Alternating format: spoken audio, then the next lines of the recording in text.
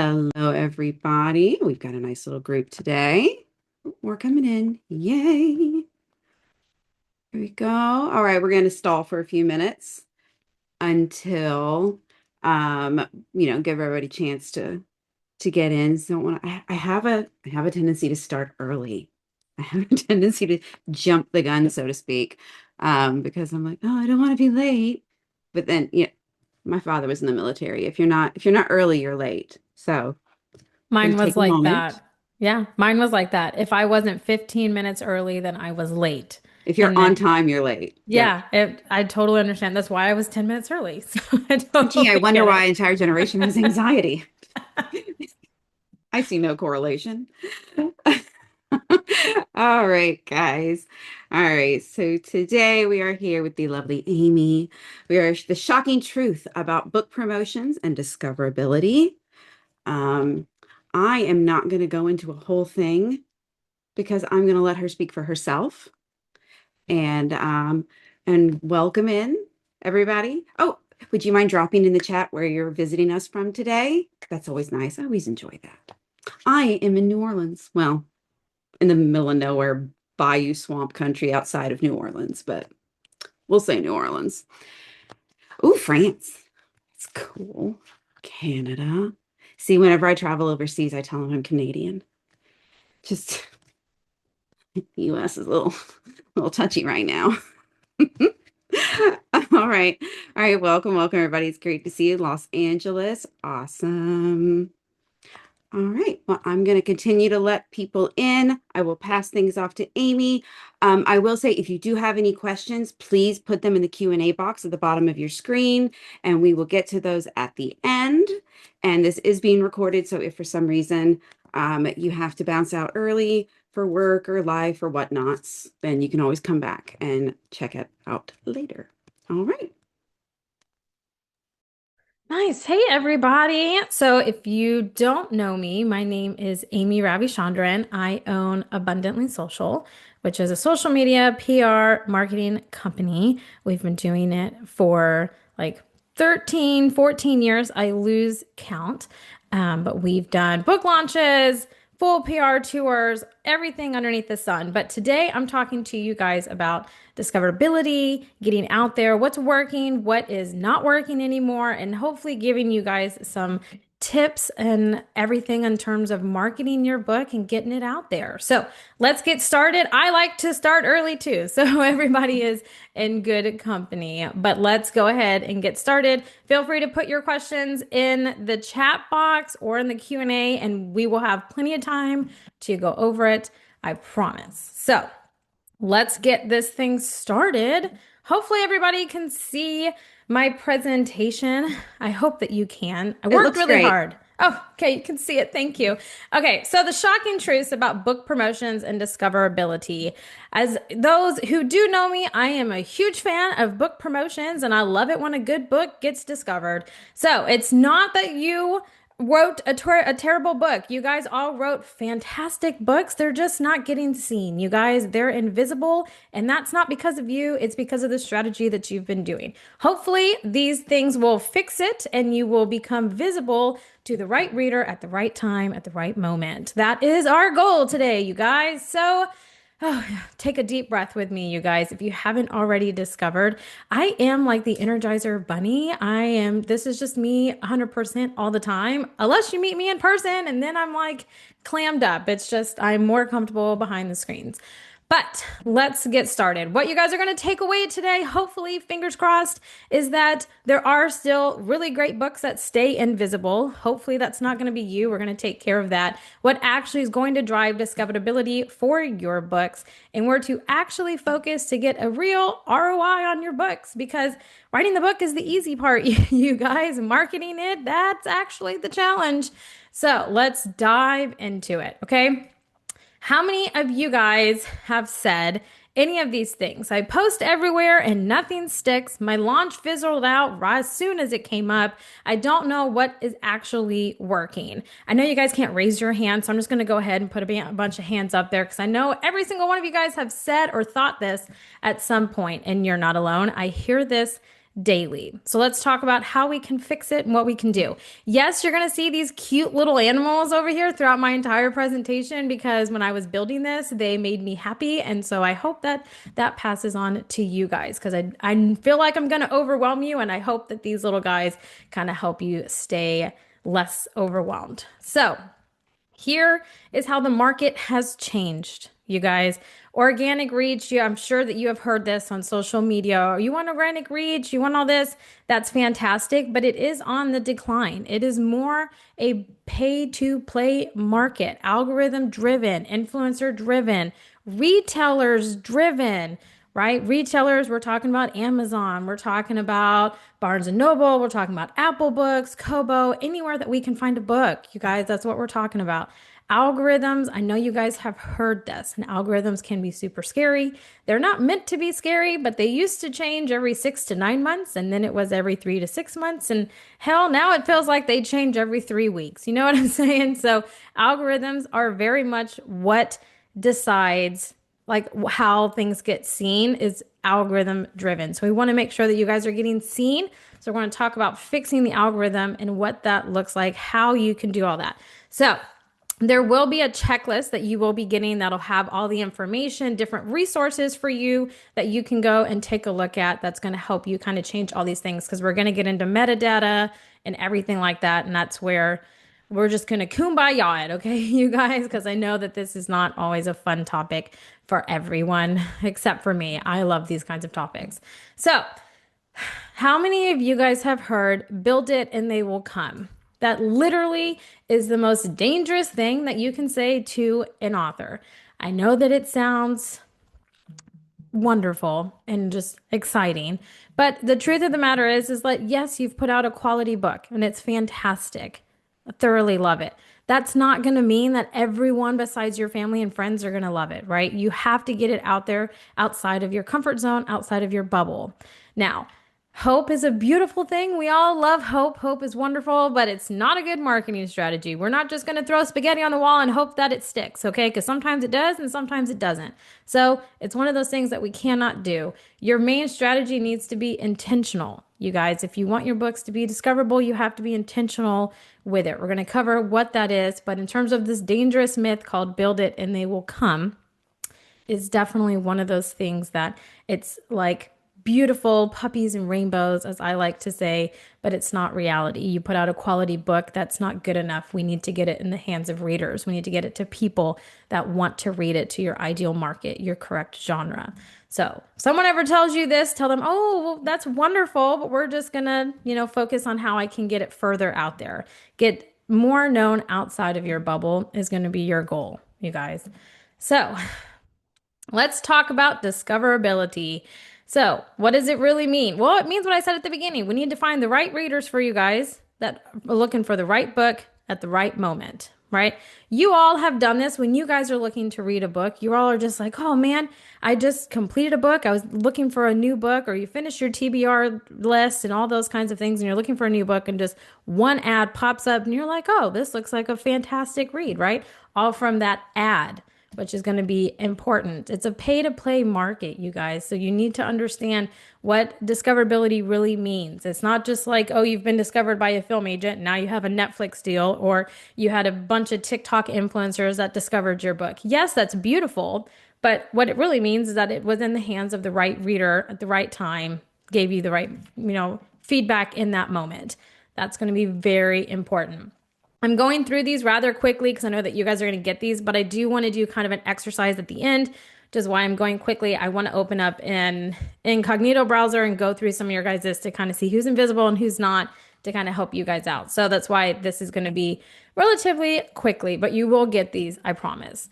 So where discoverability actually lives. Now I know people have a love-hate relationship with Amazon. So do I. I definitely do. So you have a love-hate relationship with them, but they are the number one go-to place for ebooks, paperback books, hardbacks, audiobooks. Number one place to go to. Apple Books is right up there with it. Kobo, Barnes and Noble's retail search and recommendation systems. So that is where you're going to be discovered on, right? Because whenever you see an ad on Facebook, on TikTok, on Instagram, that's fantastic. You've paid for that, or Those authors have paid for that. When you click it, where does it take you? It takes you to the book link, right? Where you've discovered the book, where you can purchase the book. So that's going to be the whole point. Those are your final destinations. That's where you want to send people, right? So this is very important. Your book cover can be fantastic, but your description of your book will make or break whether or not it converts into a sale. So we can have everything set up correctly in your algorithm. Your posts are doing wonderful. Your ad is converting, sending people to one of these retailers. We can do, let's just say Amazon, right? Because that's the one that I do the most of. But when they get to that page to read the full description of your book and to buy that book, they decide, it's not for me, right? That is where your algorithm is going to come into play. This is where paid ads, messing with your metadata, all of that's going to come into play. But your ads and everything are going to be functioning just fine, which is setting up discoverability, right? Which is where we're going to send people to buy your book. But if that doesn't convert, then you know where your problem is. So if you ever heard someone, when running ads, they talk about split testing, that's essentially what they're talking about. But let's go back because this one is important. Okay. Algorithm advantage literally is everything that I just say. Sometimes I get ahead of myself, but clear metadata, relevant keywords, consistent traffic, strong conversion signals. So there are sites and resources that will help you find all of these things. Clear metadata, you can look at Publishers Rocket. They will also help you find keywords. They will help you look at competition, what they're using or not using, but how they're wording it. Consistent traffic. So you guys have heard me on here. If you have been a part of this community for a long time and you've attended my past webinars, you've heard me talk about book promotions, which are drive to number one campaigns, getting your book to number one. And those are all fantastic. I have a ton of fun doing those, but it's kind of like a peak. So it's similar to an Amazon ad. If any of you guys have run those, they generally peak at 3 days and then they start dropping down, which is why when you run a Facebook ad, you generally want to run it for longer than 2 weeks because it's going to start mellowing out after like 5 or 6 days. But you want to have consistent trickles. Okay. Your algorithm, that fancy word up there at the top, they like a drip and not just a flood. You can have an index of book sales all in like 3 to 5 days, right? When we're running these promotions. And that's fantastic. But when that dies off, your book is no longer in the algorithm. It's no longer important. It's no longer being pushed by those retailers, right? Because retailers, based on the previous slide, retailers are ones that are kind of deciding what books get discovered and what don't, what books they're going to promote and they're going to push out, right? So we want to make sure that you're having consistent traffic towards that. So whether that's an ongoing ad or an ongoing promotion, like some of these promotions, like K-book promotions, will run month-long campaigns and promotions of your ebooks, which will drive traffic towards your ebook, your paperback book, all versions of that book.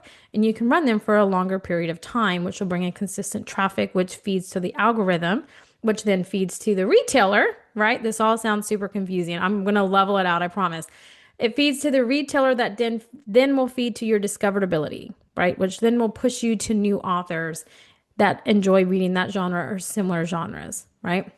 So consistent traffic is the hinge on how all of this is going to work, okay? So this is where organic reach, I know that you guys hopefully have all heard of that. Organic reach back in the day used to drive that. If you could get a good amount of organic traffic on your post, on your websites, all of these things, it used to drive consistent traffic towards your book. Nowadays, it's a pay-to-play market. Depending on the time of month, or not the time of month, but the time of the year, it may be more expensive than others, and it may just not even be worth it sometimes to play with the algorithm depending on how saturated it is, but that's going to be your best way to get consistent traffic. Strong conversion signals is just going to be what I had mentioned earlier, which I hope in my mind this all makes sense to you guys. So if it doesn't, just put it in the comments and I will break it down, I promise, in a different way. But the best way to view that is if you're running a Facebook ad and it's also going to stream to your Instagram because they're both connected and you're having a high number of click-through rates. So If we're running an ad and we're paying 13 cents for every click and you're getting 982 clicks in a week on your link, okay? Let's just say that. And you've gotten zero sales, then you know that the problem is on your Amazon page. Either it's your cover or it's your description, and there's not enough metadata or keywords in there to kind of help it facilitate to keep it going to make people convert into wanting to buy it. So, this is where the algorithm and having paid advertisements really go hand in hand, which is what made it now a buyer's market or a payer's market versus just friends and family and everyone just kumbayaing, right? Which I liked the kumbaya days. They made me really happy, but it's just not that way anymore. You have to kind of pay to get seen outside of just friends and family, right? So you have to kind of play the game of the algorithm, which is very overwhelming. I'm not going to lie to you and tell you, oh no, it's not overwhelming. It can be overwhelming, which is why you have to start slow when you're going to play with the algorithms. So generally, if you're ever going to look into running Facebook ads or anything like that and you've never done it before, don't play with like $500. Like start with like spending $20 a week or something until you figure out what's working, because you will blow through your budget pretty quickly. But this is why it's a pay to play kind of market when you're dealing with algorithm changes.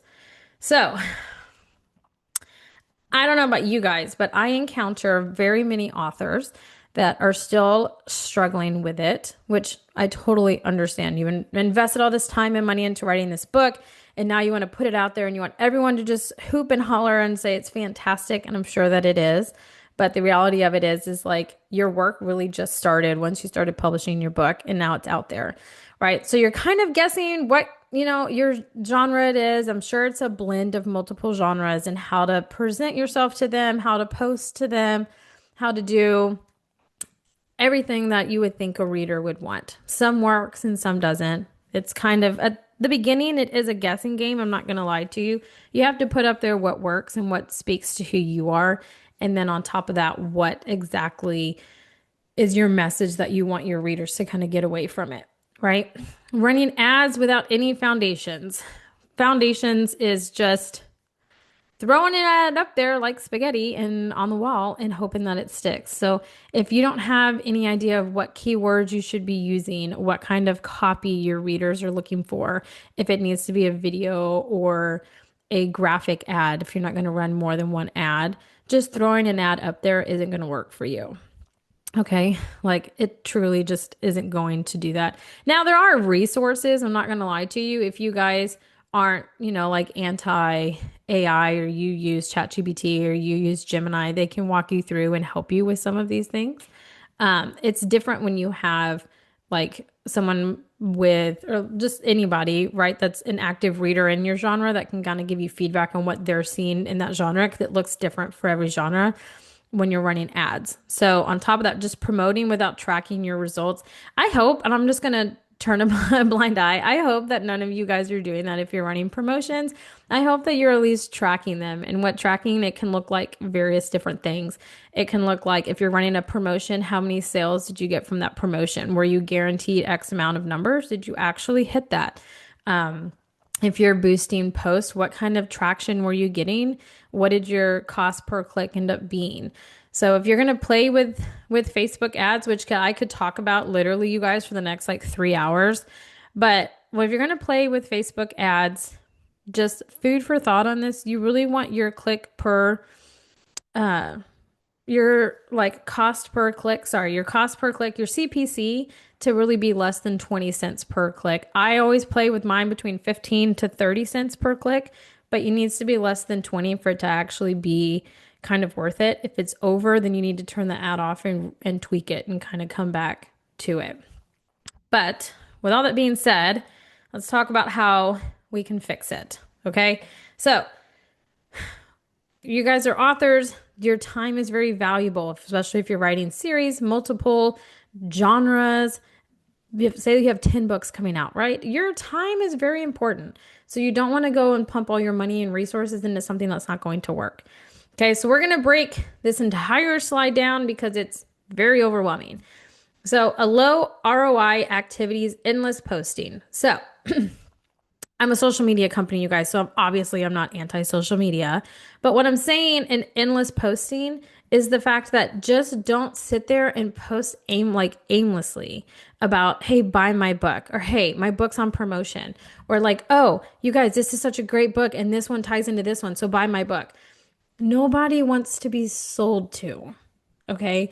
They want to buy because they feel like you feel some kind of a void for them. You're going to take them out of reality, or you guys have similar things in common. They like your personality, or just straight up, they are looking for a new writer and you guys really kind of clicked, right? You guys are dog people, all these kinds of things. That's what you want to be posting. It doesn't need to be every single post, buy my book. Look what I'm doing with my book. Here's the link to my book.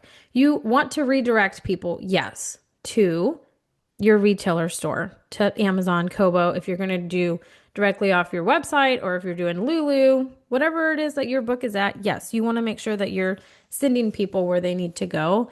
But that doesn't need to be all that you're posting. You're not going to get any kind of ROI on that, because the whole thing with readers that I have learned in this long time that I've been doing this is the fact that they buy from relationships and they enjoy engaging with the author. And it's not always about their book. Like, yes, they'll ask questions about it and all these kinds of things, but they like just hearing from you guys outside of being an author or different things that you enjoy.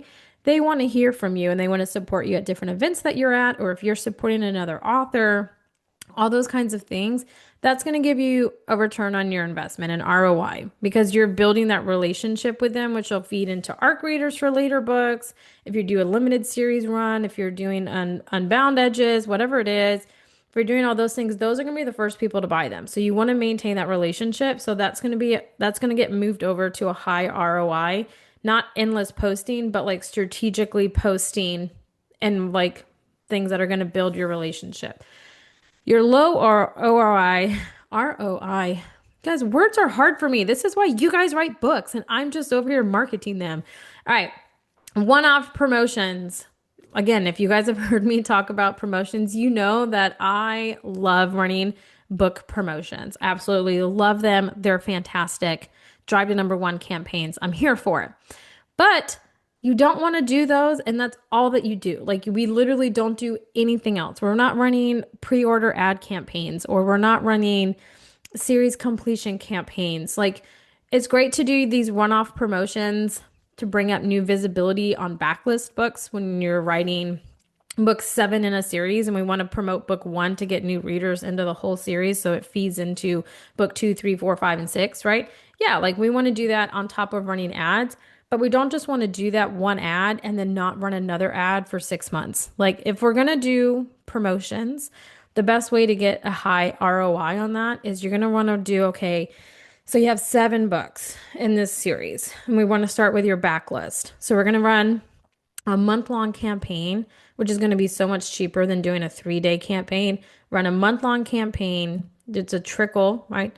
Which is what we're wanting, which is be consistent. So we're going to do a trickle campaign is what I call those on book 1. And then we'll have that feed slowly into book 2 while we're running a Facebook ad that's going to promote the entire series and the fact that a new book is coming out. So get caught up now, right? Those are going to be things that are going to return on your investment, because you're sitting here promoting your backlist while you're doing a pre-order campaign for your latest book coming out. So now you're getting sales on books that have probably been out for 3 or 4 years, right? If you're just speedy at writing, let's just say 3 or 4 years, while also pumping people into your new book. So you're keeping readers that have followed the series the whole time in the forefront of your mind by running the campaign that the new book is coming out. You're gathering new readers at that same time by running longer campaigns or promotions on your backlist book. So this is how we create longevity of the whole book, which we'll talk about at a later date. But this is how we create that longevity of it, is by combining one-off promotions, making them the month-long promotions on top of capitalizing on new things that are coming out, right? So that's the best way to kind of do it. So this is how you turn your low ROI activities into high ones, optimize your listing, right? So we need to make sure, like the metadata that we talked about for your algorithms, we need to make sure that your description has keywords And, you need to think of Amazon and them as search engines because they are. So if I put in a phrase, you want your book to pop up. So we want to make sure that your keywords are accurate, that your description is optimized as much CEO and keywords as they can. So you're going to pop up in any kind of phrase or whatever that someone could mention. Retail focused ads. That's just a given. And the way that I word that is retail focused ads is going to be you're going to give me, or I'm going to create for you, or whoever creates it for you, right? Has fantastic ad copy. And the best way to create your ad copy is you need to hook them in and leave them on a cliffhanger, even if your book doesn't leave on a cliffhanger. So when they have to be like, oh crap, what just happened? And then they're going to click the learn more button, which is a retail focused ad, which is then going to take them to Amazon, right? Or to Apple Books or to your website or your landing page for your pre order, whatever it is, right? That's what we want to do. So all of that to say is this is how you create a long-term system. Like I can, that's just my mind functions this way. So for me, I'm like, oh yeah, like X, Y, and Z just come together and this is how we make it. But this is how you create a long-term system to create longevity for all of your books. And your backlist books don't have to be in the same genre, the same series or whatever for you to kind of create this whole system that works together. So maybe a better word than system I like to use, I'm notorious for using it, is a spider web, right? You guys are the spider and you're building your web. You can build your web for your social media. You can build your web for your promotions. But a long-term web, a big web, is going to combine both of these to get the most out of it, right? Because you wrote your book and now you want to like maybe make your money back or at least break even at some point in your life, right? So then we need to create a long-term system that'll give longevity to your books, because the truth of the matter is generally after like 3 to 4 months of your book being out, 6 months if you're extremely lucky, that book's already considered old. So we need to keep it in the forefront of readers' minds, keep getting reviews on them and driving tractions, getting new readers towards that, which is how we can create the long-term system. Which, again, if you have questions about it, just let me know in the comment section. If I don't get to it, you guys can email me. I'm an open book. But if it doesn't make sense, put it in there too, because in my head it makes a lot of sense. And if it doesn't, then just let me know, because I want to make sure that you guys leave understanding these. So how can we shift all of these? Okay. Shifting is a huge thing. I don't know if you guys believe in mindset shifts or anything like that. I'm a huge firm believer in them. But instead of guessing and just throwing stuff up on the wall, spaghetti up on the wall, hoping that it fits in terms of your posting, this is where, discoverability is intentional. So this is where we have to be intentional with what we're posting, when we're posting, where we're sharing, all of those kinds of things that are going to feed into our whole system to create longevity for your books, right? Burnout, right? I don't know how many of you guys, I have experienced this myself, you guys. So I don't know how many of you guys are just sitting here and you're just like, man, I'm just posting and I'm trying to get this to work and I'm using these keywords and I'm trying to use these different keywords. And by keywords in terms of posting, I'm talking about hashtags, okay? Because those are keywords, they're searchable. And so, you're just like, God, nothing I'm doing is working. Everything just, maybe you're just having a bad day, because I've had those too. And I'm just like, these are like, all these posts just suck. Okay. Like, this is just, I'm not going to do it. I don't know why, you're having this like pity party. I do those. I totally understand. And that is what we're going to classify as burnout. Okay. And so we're going to create a system. You can create a system. You can use this system if it fits for you, to prevent burnout from happening, because there's nothing more upsetting or discouraging than having burnout, right? Because on top of that, you've written this book that's probably fantastic, has a fantastic cover. Your description is beautiful, right? And you've been posting and you're trying to stay optimistic and happy about it. And then you're just like, nothing is working, right? And then you just have a really bad day. So we're going to turn your really bad day into a system where it's all going to flow, right? Marathon, not a sprint, people. Don't aim for sprints. We're going to strive for marathons. Okay? Launches. You guys, I love a good launch party. I'm here for it. If you have one, invite me, because I love them. They are a lot of fun. But how do you keep things and momentum going after your launches, right? So longevity, like we were talking about, building up to your launch and having that sustain well through your launch, and how to do that. So we're going to turn all of those things into your long-term strategy plan, which is on the action document that I gave you guys. But it's one of those things where you have to things. I mean, even in me in social media, I you always have to be adapting, which is why I love it because it's constantly changing, constantly new things. Things aren't always working like they used to. So we have to be able to adapt to that. And so putting something in place that's fits within your budget, makes it where you can have this longevity system, but frees everything up so you can write is the goal, right? It's definitely the goal and how we want to do things and make sure that you're still getting trickle amount of sales on your books. A trickle sounds really bad, but it's a positive thing, you guys, in terms of for the algorithm. I promise you. But we want to make sure that you're getting that on top of you having time to write and continue doing what you want to do and not getting the burnout and having a pity party. But if you have a pity party, you can invite me because we can have one together and I will celebrate with you. I promise. Because there's nothing, some days you just need it. I totally get it. But let's turn it into a system that benefits you, gets more readers and reviews and looks on your book. Okay. So, with all that being said, what changes with our strategy? Okay. Deep breath, you guys. We're on the home stretch and then we're going to start doing some implementation. Clarity, you're no longer confused. So, if anything that I said sticks, or if you're going to write anything down, right? It's one feeds into the other. So if you're going to run promotions and you're going to run a month-long promotion, make sure you have enough books. If you're doing a series promotion, you have enough of books that will carry over. So I like to do, if we're going to do a series promotion, you need to have at least 3 books in your series so we can do 3 months worth of campaigning. And by campaigning, it's just my word for promotions. Because then once we get to book 3, it's already been 3 months past from when we did book 1. So then we can start running Facebook ads for series completion. And then we can start our promotions kind of over again, or we can focus on a review campaign. So the clarity is going to remove all the confusion for it. So then it's going to be something that's going to be like, oh, like it's not overwhelming. I can definitely do this. This all makes sense. And we're going to have a kumbaya party, right?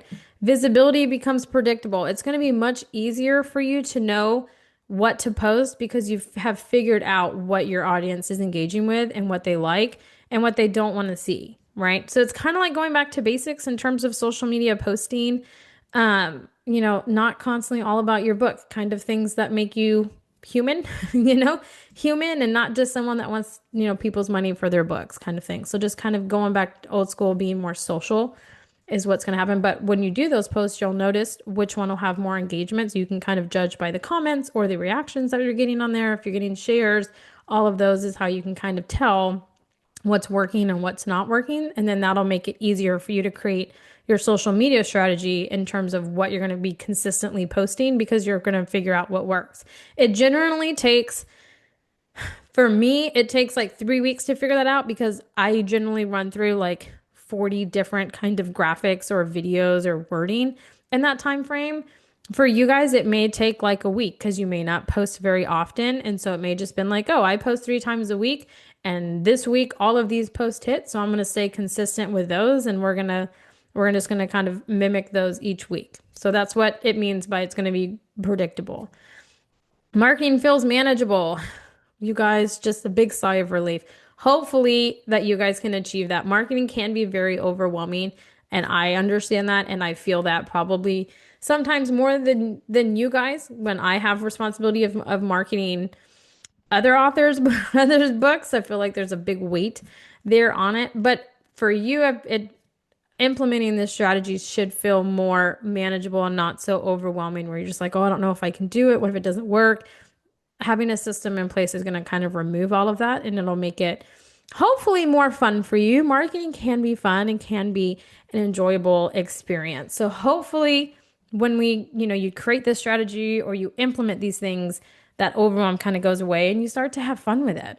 I would love to see that. If you have been doing it or this sounds familiar to you and you've actually started enjoying it, like let me know because I want to celebrate with you guys because it can definitely be overwhelming. So, you guys, all of your books are fantastic.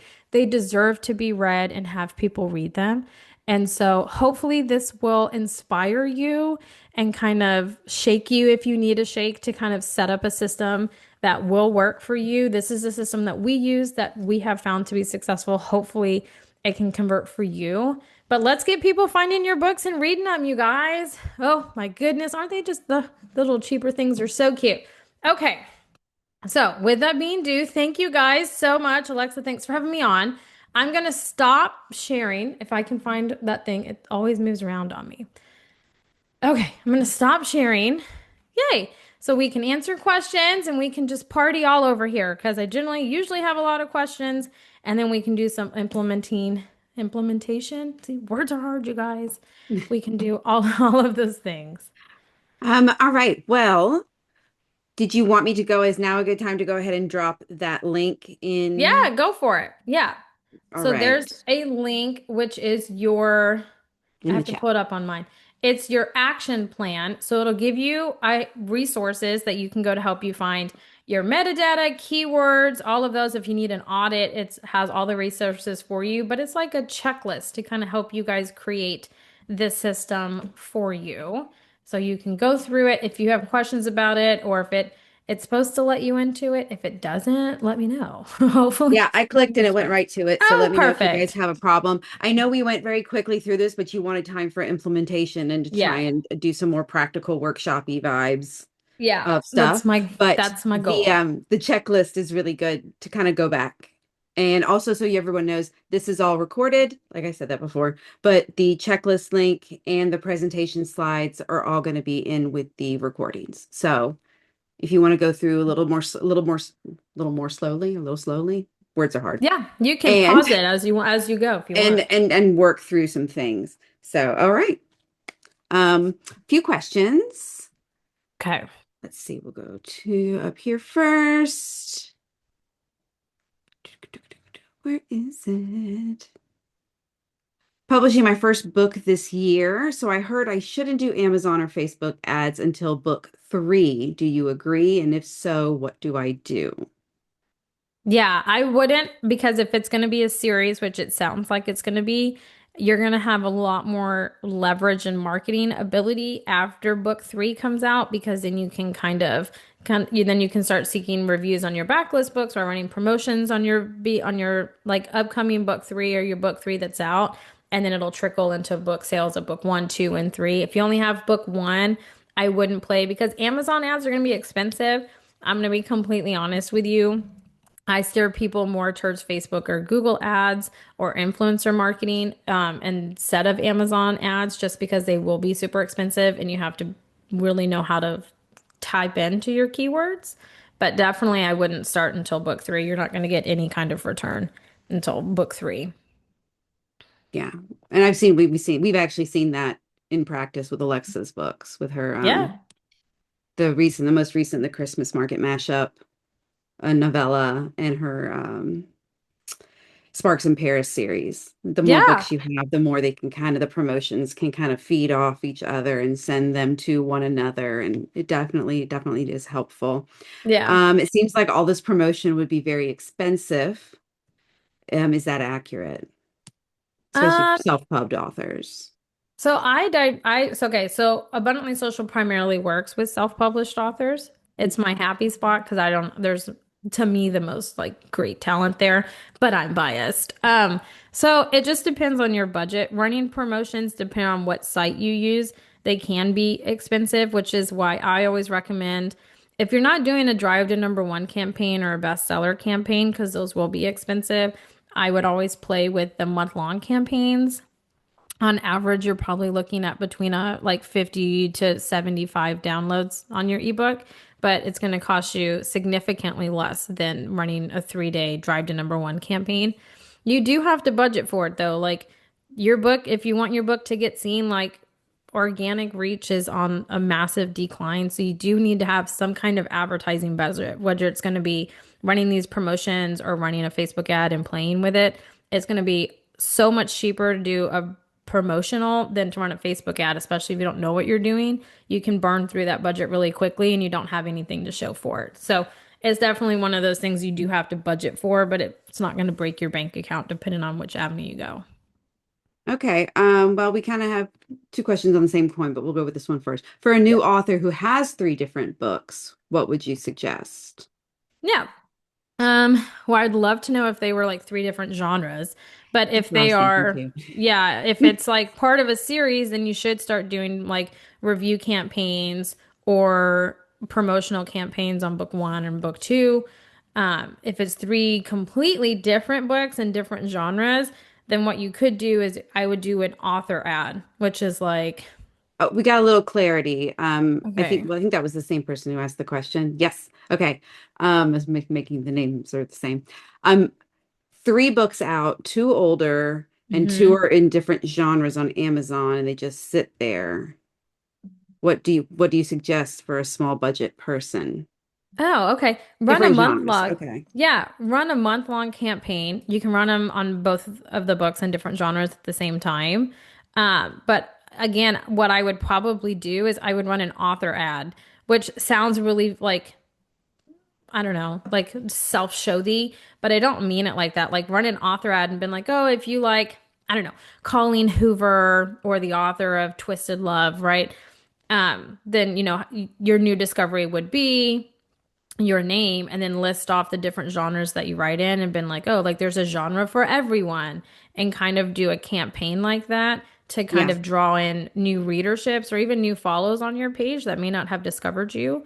That to me would be the best way because you being the author is the brand and your books are secondary in terms of that. Cause like you're not an author that's genre specific at that point. You're just an author that enjoys writing. So you have to become the brand. So then we would run advertisements on you and all of the different works and different readers that you could engage with. That's what I would recommend doing. And I would actually second that for as a somebody who's as a for publishers trying to promote authors' books.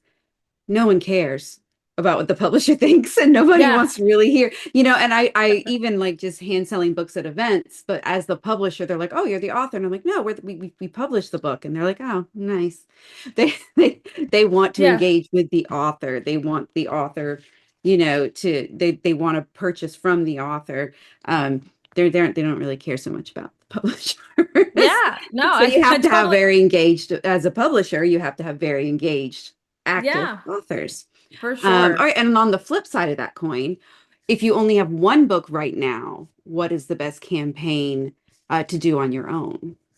If you only have one book, okay. Well, has a follow-up question. Is there more books to come? Is that a series or is it just a standalone, a one-off nonfiction that's like a business book? Because you can go different directions with it. So I need more information to kind of steer you in the right direction Right, on I'll, that. I'll keep an eye out and see if we get an Yeah. answer.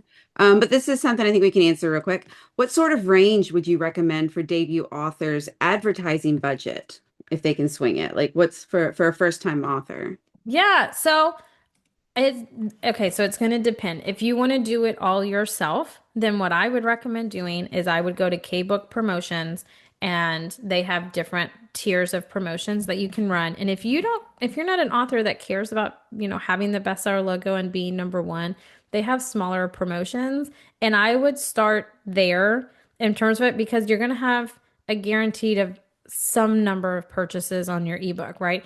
I always talk about running promotions on ebooks because that's your gateway because it's ebooks and audiobooks that are super hot, right? Unless you have the really pretty painted edges, which we all die for, Mm-hmm. right? But one's going to feed into the other. So I'm notorious for buying an ebook, and then if I really like that book and it's a pretty cover, I'm going to buy the paperback, right? So it's not at the same time, but one does feed the other. So running those promotions, there's smaller ones, but generally in terms of an ad budget, I would say you can work pretty healthily with like a $1,500 ad budget, and that could span over, like we play with those, and that spans over 3 to 4 months, depending on what you want to do. If you're wanting to just pile everything and get everything out, you can burn through that really quickly. But I would just say, hey, like let's focus on running smaller campaigns. Let's see what's working in terms of promotions, what kind of traction we're getting on those, and then you can pump more money in different directions. But I would play with that like set budget and make that last as long as you can. Okay. Oh, well, we got some clarity on the previous Yay. question about if you have one book, to repeat the question, if you have one Yep. book right now, what is the best campaign to do? And she said that it is a standalone with another in the same genre coming. But I will say we do have someone else asking the similar question, but it's one book and part of a series. So Yeah. we could see the Oh, two okay. different. All right, so we're gonna answer them together. So if you have one book that's part of a series, when book two is going to be on pre-order, run a campaign on book one, which will draw in traction for book two. The reason that you want to do things in threes is because if it's like a trio or a trilogy, or if it's like book three out of like five in a series, more people will be like, oh, okay, well, there's three books that I can read, not just one, and I have to wait 5 years for the next one, right? Book one, but you have another one coming out. What I would do is I would run review campaigns on book one to drive, not review campaign sounds really bad. I'm not talking about paying for reviews. But if you run a review campaign or an ARC campaign to draw up your review numbers, then when book two comes out, run a promotional on book one. They'll see your review numbers on Amazon and Goodreads, and that'll push them into pre ordering book two, whatever genre it is, because then they're going to find you as an accredited author that they can trust, and then they'll take more kind of risks with you. So those would And be the just and two just like you were saying, directions. for clarity for the reviews, you're not paying for good reviews. No. You are paying to get your book in front of reviewers who will leave an Yep. honest review. Yeah. So that's the Hmm. difference. We're not allowed to pay for reviews, Yeah, no. especially, If yeah, if someone approaches you asking you for money for a review, you should never do that. but there are companies that have email lists of reviewers Yeah. that will send their book out for free, and then you will get a bunch of reviews, but you cannot guarantee if they will be good or Yeah, not. Um, exactly. but okay, more questions. Yeah. Okay, is there a point we need to stop questions and do something else, or are we good to keep going? No, we're good to keep going. This always happens to me, so then what I'll do is I'll go and I'll like pull some phrases up, and then I'll pull up an incognito browser and show that like what invisibility looks like. And I'll send it to you or Alexa to send out. Yeah, just send it to the Summit inbox. That's all me. Yeah. Okay, so um, if the goal is to eventually make direct book sales from the author's website, what Mhm. would be the most effective and efficient marketing tactics to utilize when getting ready to publish a debut book? Live videos. Like you can do unboxing videos, you can do cover reveal videos. You can do just like you reading from your book or excerpts from your book. And the reason for that being is because if you're going to sell directly from your website, right, then they want to hear from you, they want to know you, right, and build some kind of rapport and relationship with you. But all in all, is live videos or just videos and turning it into an ad is going to do way more successful than just a graphic, right? I don't know how many of you guys do these. I have a ton of like app-based readers on my phone, and they're all from Facebook ads. And it's like I got sucked into this reading, and then it had catchy music playing in the background. And then the next thing you know, I downloaded this app to read this book that's like ever going, right? So you kind of want people like me to fall for it, which would be a live video of you talking, unboxing, but they need to be like true to who you are. Like the whole thing about like crisp professional videos, that's fantastic. Like if I'm promoting this webinar, it's fantastic. But if I'm just opening a box at home and like my dog's running around or my kids are just, I don't know, having a meltdown, there's something like realistic about it and humanizing that it's like, man, I kind of want to watch this because my kids are also losing their mind and I do the exact same thing when I come home. So the more authentic the videos are and then you run an ad on it, the more it's going to convert for you. I would say. I mean, that's the success we've had. So that's what I would do and then I send saw them to somebody it. unboxing their, it was a woman unboxing her first book, her debut novel. And so it was her first time holding it in her hands, and her kids were Mm-hmm. all around and they were all cheering and she was all weepy. And I was just like, See? I want to look, I want to see, what did she write? And that's what you want, is you want the click through. You want them to check out your profile. Yeah. What did she write? Is it something I would read? It gets you very, very interested. Yeah, it pulls Um, on your emotional strings, right? Which is what you're going to do. If you're not going to send it, like have them go to a retailer, they're going to go to your website. So you become that retailer, then you need to pull on the emotional strings and humanizing aspects of people, right? To send them to your page. Because I'm always one that if it's going to like a link that's not like an Amazon, which is like a trusted link for me, I kind of get a little questionable. I'm like, okay, is this real? Are they phishing? So live video connected to that is going to do you wonders. So that's what And I a look lot of at. times you can just put your depending your website link, like for like TikTok, you can go to the profile, click their website link, and there it is. You buy it right from them. Yeah. Or they'll click it through to Amazon, or they'll have a Shopify cart. Like there's a bunch of different ways now to do direct sales. Yeah. Um, what are your feelings on podcasts? On podcasts, podcasts are a good way for you to get outside of your family circle and like your bubble that you've created. But I think the expectation of when you do PR, it's a loss leader. And the reason that I say that is it gets you exposure and gets you out there. It does not guarantee you sales, but you want the exposure so you have the content on your social media so you can run ads above these things, or you can show your readers, hey, like I won this award or I was on this fantastic podcast. Because one, you never know who's listening, but two, it helps build your spider web, right? Your social media spider web that we talked about. But three, it just gets you outside of your small bubble. We're all super comfortable in our bubble. Like I told you guys, you meet me in person, I am not the Energizer Bunny all the time. But behind here where I'm comfortable, I'm like, heck yeah, let's do all this, right? It's just a difference. So you have to get outside of your comfort zone and do those things. But it's not something that's like, oh, I'm going to go on this podcast and I'm going to sell 50,000 copies of my book. No, even if you went on Good Morning America and you paid the like what like 15 to $20,000 to be on there, you may sell 30 books. Like you're not guaranteed those. So you have to kind of go with that expectation for it. But it is always a good thing and they're fun to do.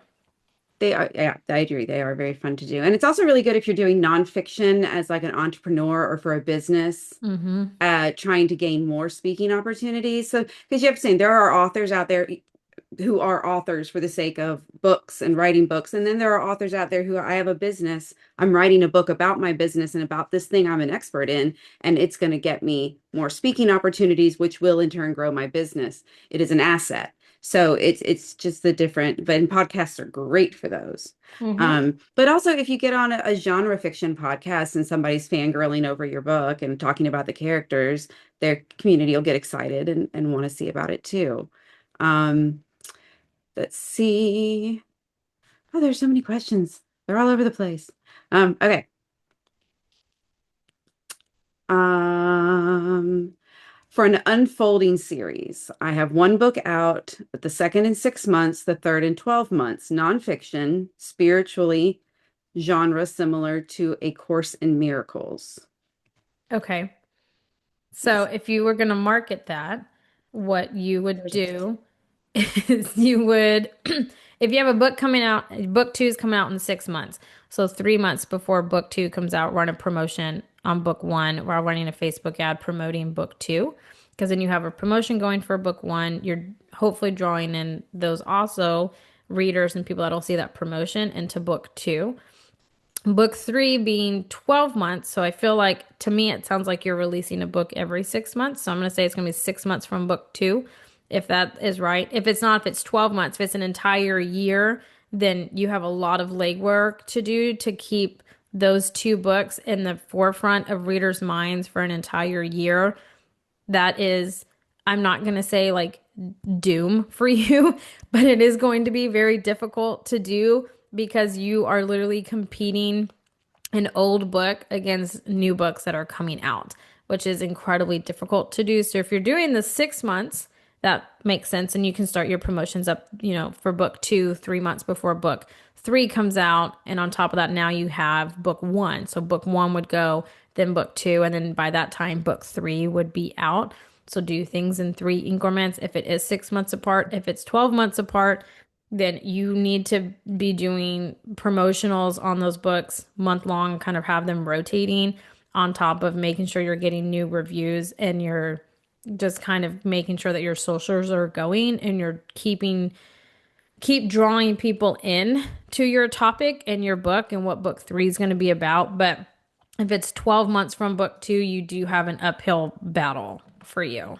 Just to not like doom and gloom, but it is an uphill battle for sure on that one to keep it out in the forefront of people's minds without just constantly running Facebook ads and visibility for it.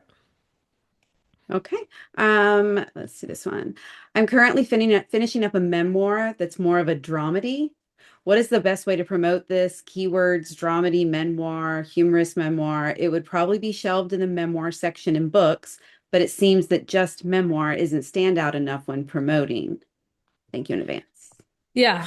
Okay. So memoir is, and I mean this with full love with all of you guys, but memoir, unless you're a celebrity or a public figure, no one but your family really cares, unless it's like very pivotal, like there's something currently going on that it ties into.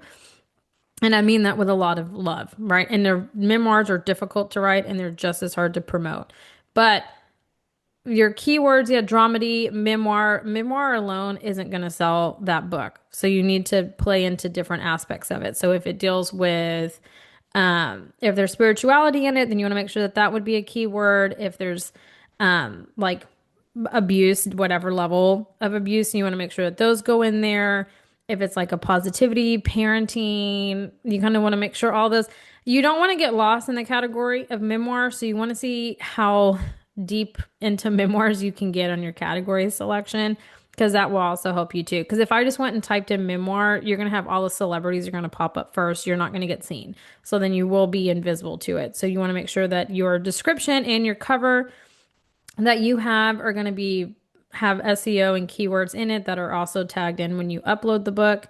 But dramedy is a good one. Memoir is like a given, but it's not going to help you in terms of that. So you want to play on different key elements of it. Publisher's Rocket will be a great asset for you, I think, in terms of keywords, just because I don't know how deep your memoir, like all the depths of your memoir to give you that. All right. Um, I have an opinion on this, but I'm gonna if you have finished your book but not published yet, planning the timeline and strategy, when do you recommend starting marketing ideally? If you finished your book, but you haven't published it yet, Hmm. right? Oh, okay. Well, if you've written your book and it's edited and it's just sitting there and you haven't launched it yet, then you need to be planning your strategy because when you launch that book, you need to plan the She month did that say you she's launch it. planning her timeline and strategy now. Okay, I was gonna say, because you need to plan the month that you launch it. Is it ideal for your genre and readership? Are they looking for that book in that month, right? Because seasons change in terms of readership and what is going to be driving numbers and what season, I guess, or month is readers looking. So if you're fantasy, right? Like March through July is when a lot of like sci-fi fantasy generally comes out because it's when they're looking for it because they're generally longer so then they have the summer to read. Romance, you guys all know, is like February, right? February, March. Historical fiction is going to be like April, May. So there's genre specific months, and so whatever genre yours is, you need to figure out what month you need your readers are looking for it and come out the month before. The reason that I say that is because then you're going to run a month that you're going to run a promotion that month that your readership is looking for your book because you don't want to get lost in all the launches that are going. But if you're running a promotion, it'll be different because your book already be out.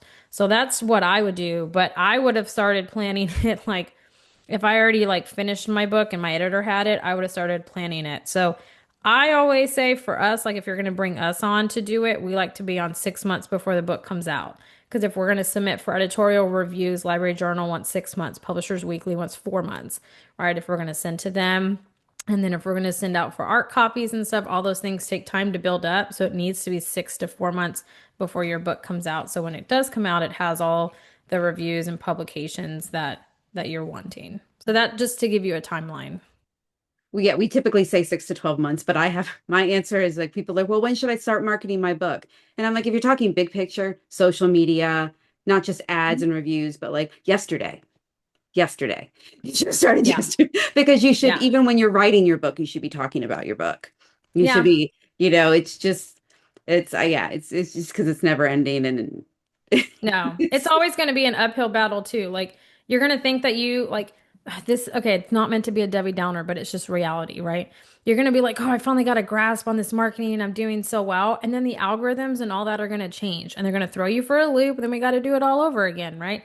That's what I find so enjoyable about it. Not everybody's like me, but I thoroughly just find, oh, that's why I try and help people with the TikTok marketing. And it's the biggest struggle I come up against yeah, is by the time, unless you're ready to move forward immediately, I can tell you all the trending sounds. I can tell you all the things that are good right now, but within yeah, 2 weeks, it's going to be different. And then yeah. I can teach you how to use all these features and I can teach you how to use all these things that are really good right now for the algorithm. Hmm. But in 2 months, it's going to be different. So Hmm. it's Yeah. So it's the evolution is very, very fast and it's very difficult. it is. Um, one more.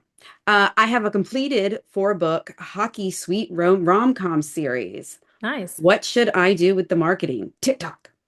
Yeah. Oh my gosh. That's what I was gonna say. I was gonna say TikTok or romance Facebook groups, you guys. Oh my gosh. I'm in so many of those, and there Me are too. so many girls addicted to hockey romances right They now. call it the boy aquarium. Yes. Oh my gosh. Use that in your ads. It's seriously right now. Yes. Everybody says we're going to go to the boy aquarium, and it's them going to a hockey game. Yes. So you need to do that. And then in these Facebook groups too, a lot of the like admins of those Facebook groups will do I can't think of the word, but it's kind of like a Kindle countdown stuff. What is it? Stuff your Kindles.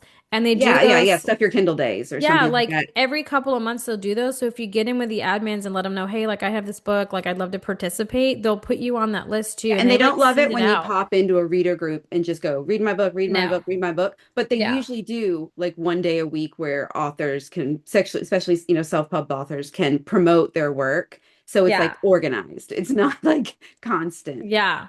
But the That's reader what groups are a lot of fun. Yeah, I mean that's what I would do. Like you would dominate on TikTok and then just in romance-based Facebook groups. I mean, you wouldn't have to do a whole lot of like paid advertising just because TikTok is dominated by romance. Like not discouraging anyone that doesn't write in romance, but they just dominate it. So I always tell people if you're not in romance, don't play over there. Like go somewhere else because they dominate that market. Like let's play over here Well, yeah, and have romance and fun. romantasy, a lot of Yeah. fantasy as well. But that's Yeah, that's yeah. It's tough to break through the it is. romance barrier. All right, guys. Well, it's 1 o'clock. We are wrapping up. Um, Amy, you said you were going to she's going to record herself doing the incognito searching for books and stuff. So, and Yeah. I'll include that with the replay. Sorry, we didn't get to do it. Oh, it's okay. I We were, generally have a lot of questions, so I'm glad that we could answer some of your guys' question. If I didn't get to answer it, I did put my email. I'll retype it in the chat, and I'm an open book, so you guys can send me emails if you have a question that didn't get answered or anything like that. But yeah, thanks so much for having me out, you guys, and for coming. Just thank you guys. It's been a lot of All right, fun. awesome. Yeah, so like I said, everything will be included with the replay. Grab her email if you have any further questions. I'm sorry if I didn't get to your question. They were kind of all over the place, so I tried to hit the broad topics. Um, Thank you so much for coming, Amy. We'll see you Yeah. again shortly because I'm sure. Yeah. Um, and all right, Yeah. everybody, thanks for coming. Bye. Bye, everybody.